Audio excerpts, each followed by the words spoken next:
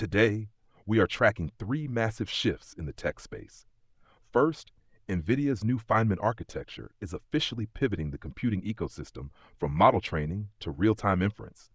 Second, Meta's jaw-dropping $600 billion infrastructure play is triggering aggressive corporate restructuring. And third, the explosive rise of physical artificial intelligence, where we are seeing everything from combat humanoids to cyborg insects mapping out collapsed buildings. If you're trying to keep up with the latest models and market moves, you already know things move incredibly fast.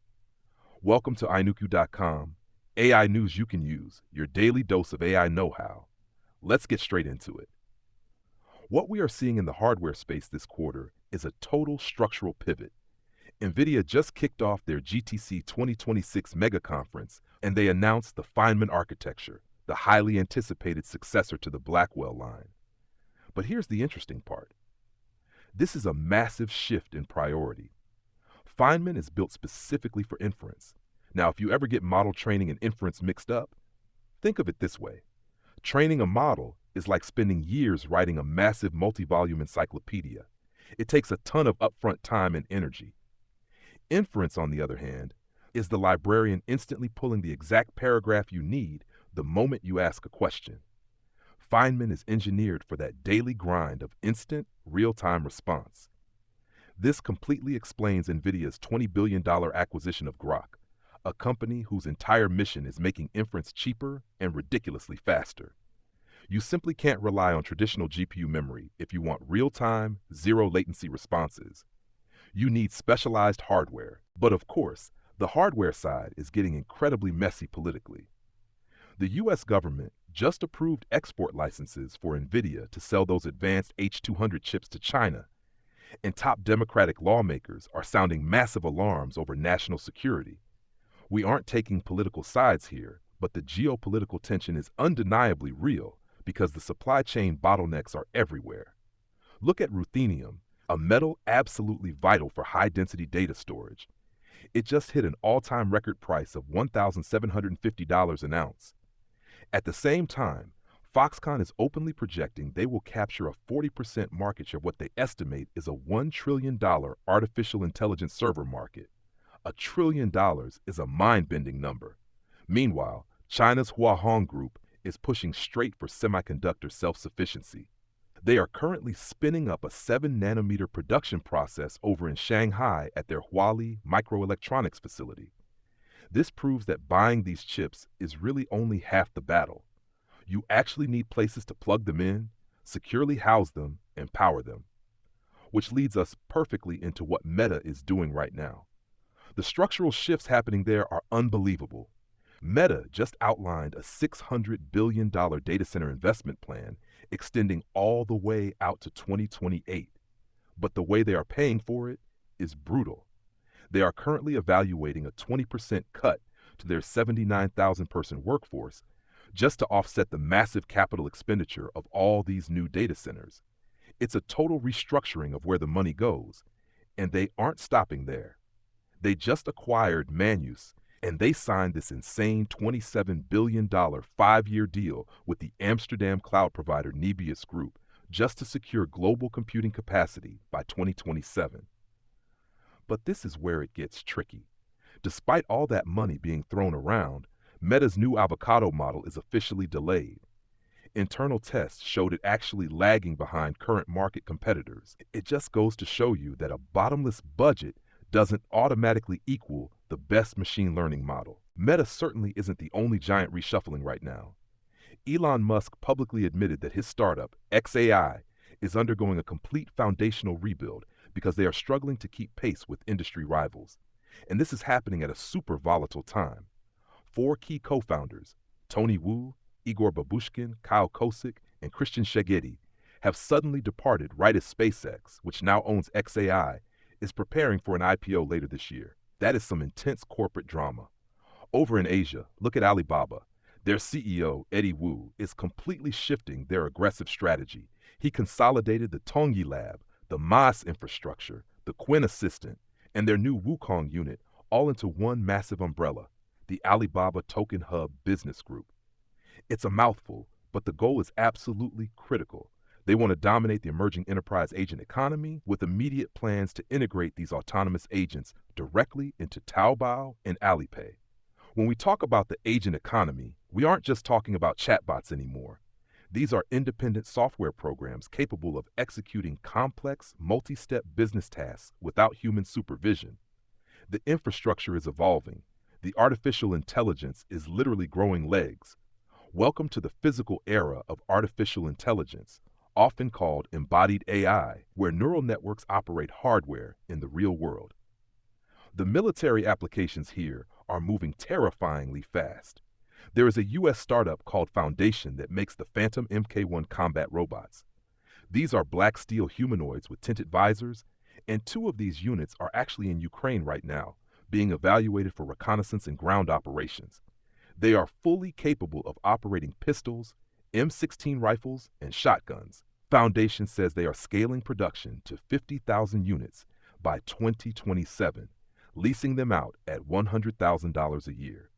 And honestly, the biological integration side of this is almost weirder.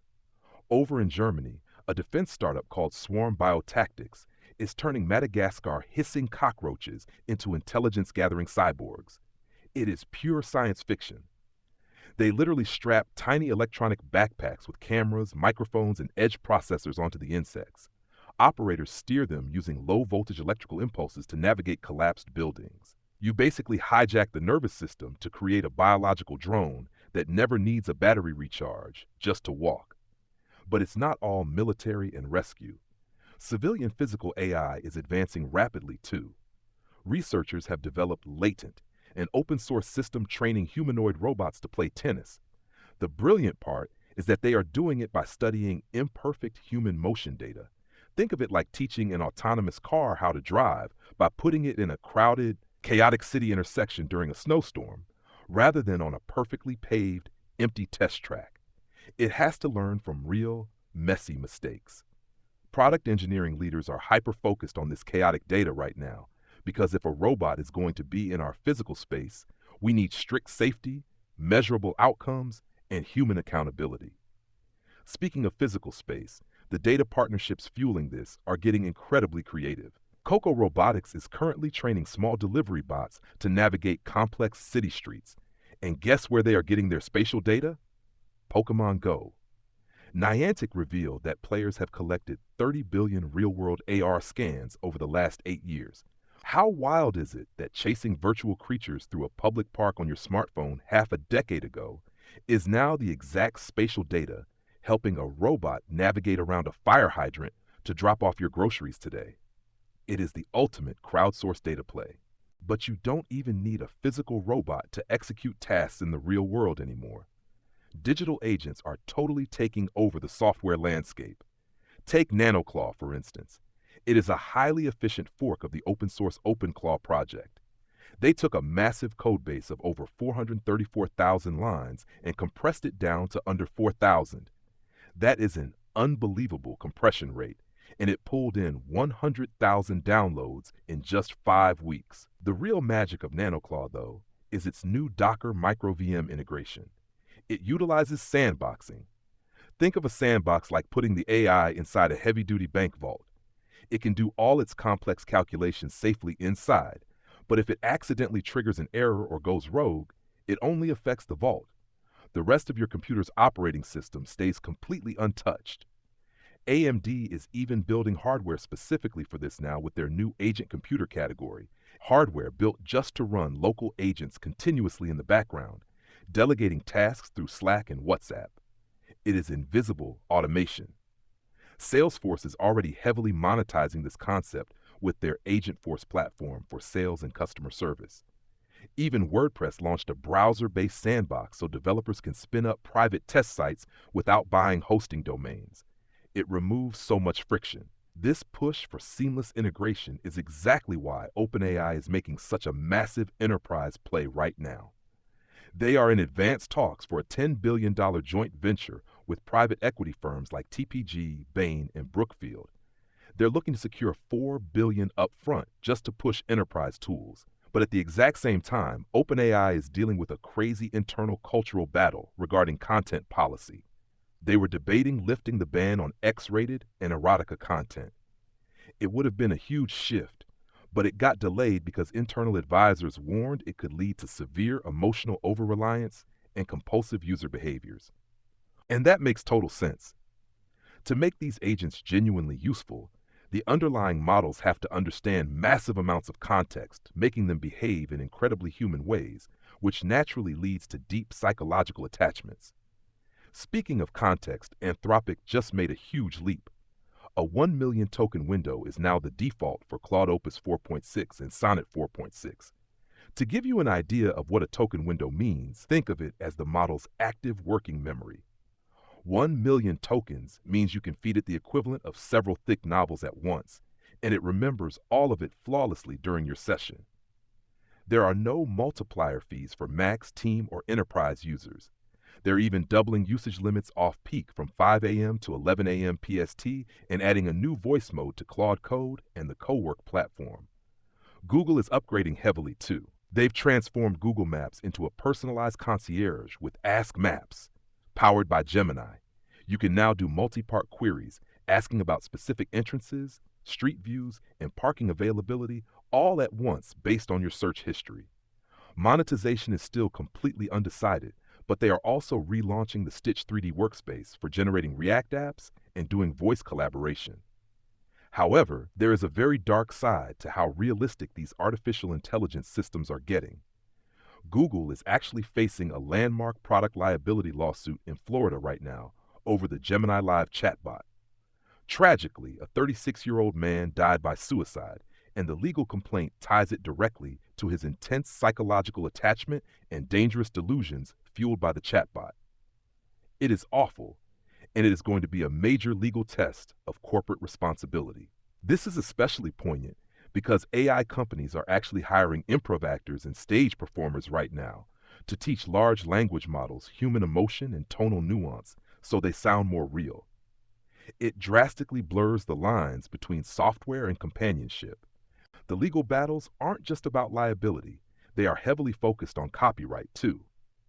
OpenAI is getting sued in Manhattan federal court by Encyclopedia Britannica and Merriam-Webster for unauthorized training and diverting site traffic. Honestly, it was inevitable. The data has to come from somewhere. Then you have the deepfake issue. ByteDance literally had to halt the global release of its Seedance 2.0 AI video generator because of intense Hollywood backlash. People were making insane viral deepfakes. Imagine a hyper-realistic, completely fabricated video of a famous British Prime Minister breakdancing at a summer music festival. That is the level of chaos studios are trying to block with cease and desist letters. So ByteDance is trying to secure Nvidia chips while delaying the rollout to fix the safety and copyright issues.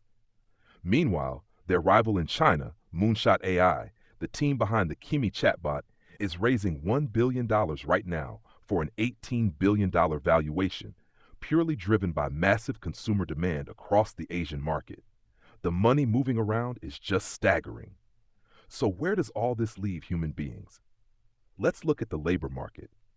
A recent survey of 2,050 business leaders showed that 42% say AI is creating jobs, 11% say it's cutting jobs, and 35% say it's doing both simultaneously. IT operations are totally wild right now, showing a 56% job creation rate, heavily offset by a 40% job loss rate.